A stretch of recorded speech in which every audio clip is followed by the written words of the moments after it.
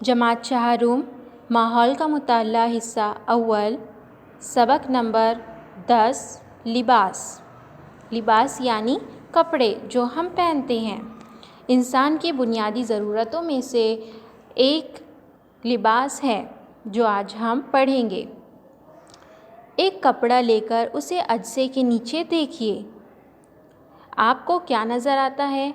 अनाज के थैले गौर से देखिए, वो किस तरह बुने हुए हैं। दर्जी के पास जाइए, दर्जी सीने के लिए कपड़े काटता है। इसके पास से बेकार कपड़े लीजिए। इसके किनारे पर आपको क्या नज़र आता है? आपके जहन में आएगा कि धागा एक दूसरे में पिरोकर कपड़ा तैयार होता है।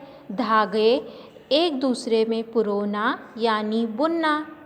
लंबे धागे बुनकर कपड़े तैयार किए जाते हैं। लंबा धागा कहाँ से आता है? आइए ये करके देखते हैं। घर में से कपास लीजिए, इसको जिस कदर लंबा कर सकते हैं खींचिए। हथेली पर रखकर उसे एक जानिब बल दीजिए। क्या होता है इसका इंदराज कीजिए। आपके जहन में आएगा कि कपास की लंबी बत्ती तैयार होती है। पिछले ज़माने में कपास के ज़रिए सूत तैयार करने के लिए चरखा इस्तेमाल किया जाता था। अब ये अमल मशीनों के ज़रिए किया जाता है। कपास के धागे से कपड़ा तैयार होता है।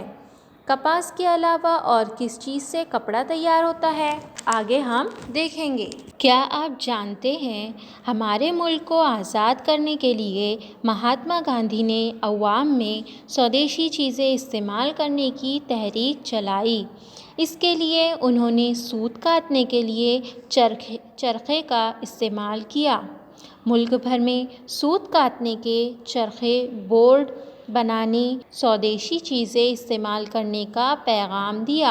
आपके जहन में ये आएगा कि कपड़े मुख्तलिफ़ अज्जा से बनते हैं, मसलन कपास, ऊन, पटसन, नायलॉन, रियान वगैरह।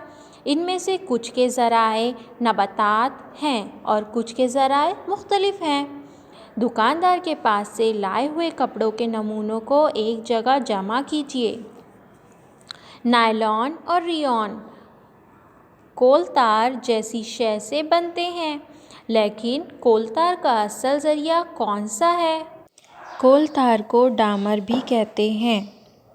कोल तार का असल ज़रिया कोयला है। कोयले से कोल तार बनाया जाता है। कपड़े दो तरह से बुने जाते हैं। सुइयों की मदद से घर में दरवाजे के लिए पर्दे, स्वेटर, कान टोपी वगैरह जैसी चीज़ें बनाई जाती हैं। हैंडलूम या पावर लूम का इस्तेमाल बड़े पैमाने पर कपड़ा बुनने के लिए होता है। आइए ये करके देखते हैं। एक छोटी बाल्टी में साफ़ पानी लीजिए। इन कपड़ों को भिगोइए जिन्हें आपने दिन भर पहना है। 1 घंटे के बाद ये कपड़े बाल्टी से बाहर निकालिए। बाहर निकालते वक्त उन्हें बाल्टी में निचोड़िए। अब बाल्टी के पानी का मुशाहिदा कीजिए। बाल्टी का पानी साफ़ है या इसमें कुछ तब्दीली हुई?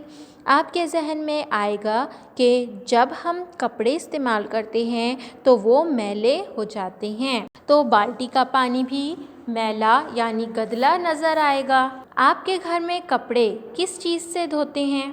कि कपड़े धोने के लिए मुख्तलिफ़ चीज़ों का इस्तेमाल होता है, मसलन साबुन, मुसफ़्फ़ा यानी निरमा वग़ैरह, माए साबुन वग़ैरह। हमारे कपड़े कई वजूहात से ख़राब होते हैं, इसके लिए कपड़े साफ़ करना ज़रूरी होता है। साफ़ कपड़े पहनना एक अच्छी आदत है। सेहतमंद रहने और सलीक़ामंदी के मुज़ाहरे के लिए हमेशा साफ़ सुथरे कपड़ों का इस्तेमाल करें। किराना दुकान से रीठे लाइए। इन्हें नीम गर्म पानी में भिगोइए।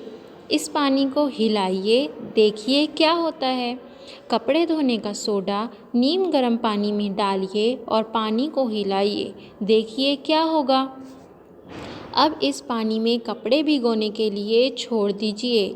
आधे घंटे के बाद कपड़े धो लीजिए। देखिए कि कपड़े साफ़ हुए हैं या नहीं। जब हम ऐसा करेंगे तो कपड़े बिल्कुल साफ़ हो जाएंगे।